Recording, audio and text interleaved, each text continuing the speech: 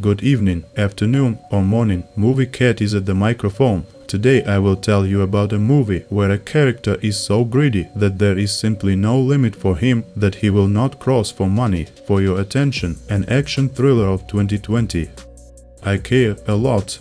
I'm fine. I'm afraid it's not up to you to decide. And in order not to lose this channel, I recommend you to subscribe.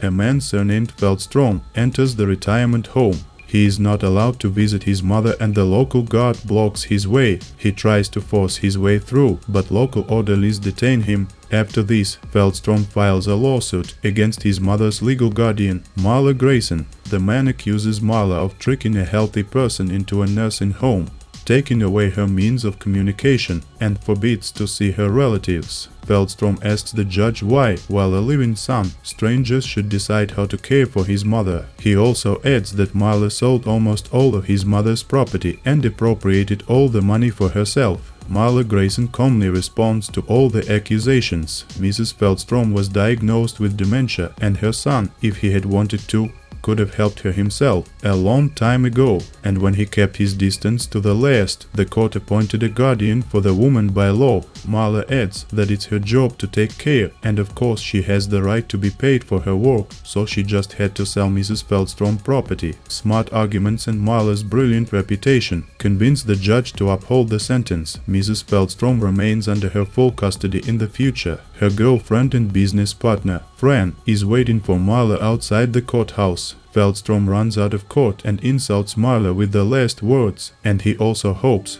that someone will definitely kill Marla someday. Not at all frightened, Marla promises Feldstrom that she will say hello to his mother. Marla Grayson and Fran arrive at the large office of their own company, named Grayson's Guardianship. Her staff congratulates Marla on her victory in court, and the clerk is instructed by her to deduct 6 hours of her court work from Mrs. Feldstrom's account. Marla was called by Sam Rice, manager of a retirement home. She walks into her large office. Among the 70 portraits hanging on the wall, Marla marks Mrs. Feldstrom with a red dot as a bit of a problem client. Marla then calls Sam back and, for a small bribe, reserves a luxurious room at the retirement home for the next victim. After that, she goes to the hospital to see her accomplice, Dr. Karen Amos, who is ready to point out promising clients for a hefty fee. Dr. Amos shows the medical history of a wealthy pensioner, Jennifer Peterson. She feels good, but recently she started having small lapses in memory. For an urgent hearing in court, Dr. Amos is ready to slightly exaggerate the diagnosis. Marla and Fran looks for the information about Mrs. Peterson and arrange for her to be observed. Mrs. Peterson has worked 40 years in one place. She has perfect credit history and no relatives at all. She has a large house in an expensive area, a lot of property, big deposits in several banks. Mrs. Peterson leads an active lifestyle. She visits a pool, takes care of the garden, drives a car. However, at the court, Dr. Amos keeps quiet about it, calling for Mrs. Peterson to be declared incompetent. Marla gets a custody order and comes to meet her victim. Jennifer Peterson doesn't understand why she needs to move somewhere, because she feels great. Marla still convinces her using the court decision and local police support. After sending the woman to pack, Marla examines the house with hundreds of thousands of dollars worth of paintings, valuables and antiques. Mrs. Peterson still obeys the court's decision, but firmly promises to figure everything out. She is brought to Sam's boarding house, where her phone is taken from her and she is locked in a room.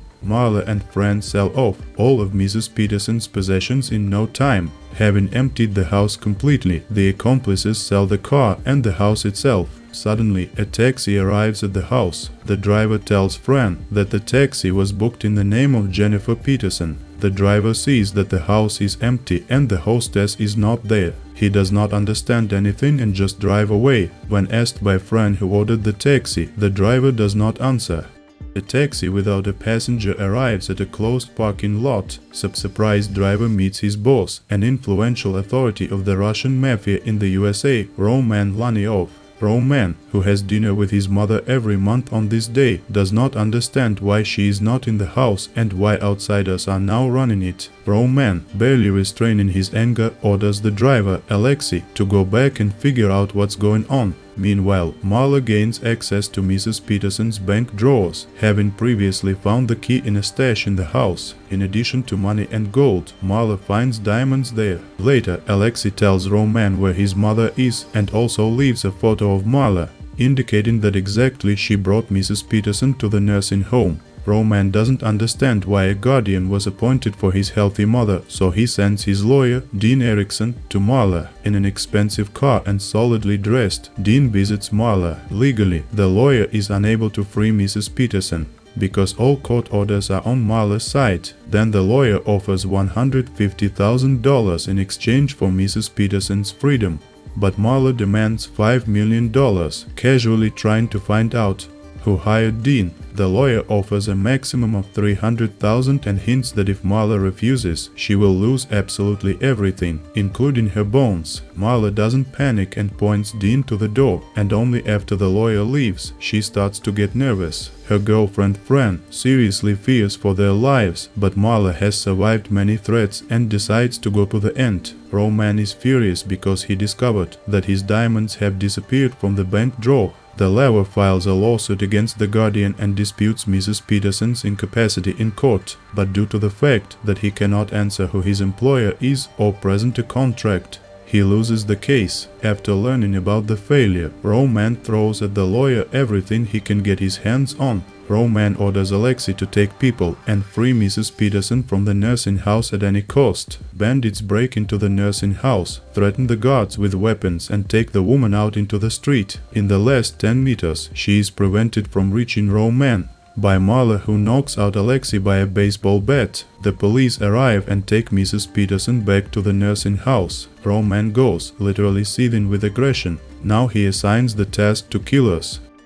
After some time, the killers murder the accomplice of the fraudsters, Dr. Amos. After learning this, Fran panics and offers to escape, but is reassured by the persistent Marla. She visits Mrs. Peterson and provokes the woman to aggression under cameras. Mrs. Peterson attacks and tries to strangle her guardian, but is unsuccessful. After showing the video to the judge, Marla seeks to transfer Jennifer to a more rigorous control in the psychiatric ward of the nursing house. After that, the fraudsters decide to move to another house, but Marla is kidnapped in the parking lot. The killers also find Fran, who at the same time is packing her last suitcases at home. In order to arrange an accident, the killers knock out the girl and open the gas valve. Marla regains consciousness tied up far outside the city, surrounded by armed men. She is strangled and demanded to release Mrs. Peterson. Roman is surprised that even now the girl does not give up, is not afraid, and demands not 5, but 10 million in exchange for his mother. Marla's strength of character and incredible greed captivate Roman, but he has no intention of paying. Marla is simply sedated, put in her own car and sent to drown in a lake, arranging her death so that the police consider it an accident. Marla regains consciousness, squeezes out the car window and miraculously manages to escape. She calls a taxi from the nearest gas station and goes home. From there, Marla carries out wounded Fran, and a minute before the explosion, they escape. Marla offers to decide how they should live on, start a new life with diamonds and always fear the mafia, or try to win. Marla remembered Roman's car number, and now the fraudsters have an advantage, because the mafia thinks they are dead. And although the invented plan is not perfect, Fran agrees to give it a try. Fraudsters come to the car owner's address, but they see an ordinary average house there. Marla breaks into the garage and sees a familiar car there. At this moment, the man gets behind the wheel and drives towards the city center. Following the car leads the fraudsters to the business center in a closed parking lot. Marla disguises herself and sneaks through the hole into the parking lot. She disables the driver and then the security guard with a stun gun. Confused Roman receives a sleeping dose. He is taken out of town, stripped, drugged and left lying on the road. The next day, Roman comes to his senses in the hospital and sees a satisfied Marla in front of him. She says Roman was found unconscious and undocumented, and under state law, any person whose identity has not been identified is in need of guardianship. Marla, acting as a guardian, places Roman in a boarding house. She demands $10 million from him or he will stay here forever. Roman hates Marla and wants to take revenge on her, but he is helpless in the boarding house. Suddenly, a brilliant idea comes to his mind. He offers Marla a deal. Roman will invest money not in one boarding house, but in a whole network of homes for the elderly throughout the country. Marla will have thousands of people under her command, and it will be possible to rob not 100 pensioners, but tens of thousands. The agreement is mutually beneficial, because Marla, in addition to the obvious benefit, will no longer have to fear revenge from the mafia, and Roman will receive a share of the profits and save his face. After some time, Marla opens new boarding houses all over America and becomes one of the richest women in the country. Marla is interviewed on television, where she says that she does everything to help people and make this world a little kinder. After the interview, Marla goes out to the parking lot, where Fran, recently her fiancé, is waiting in the car. Suddenly a man appears in the parking lot and Marla recognizes him as the same Fraudster with whom she was courting. Marla says she doesn't have time and just brushes him off. Fraudster shouts that his mother died and he was never allowed to see her. He pulls out a gun and shoots Marla in the chest. Fran becomes hysterical. She screams for someone to call 911, but Marla is in her arms, bleeding out in less than a minute. Thank you for watching. Tell me, how good is Peter Dinklage as a mobster on a 10-point scale? Write in the comments and don't forget to give a thumbs up and please subscribe if you haven't already.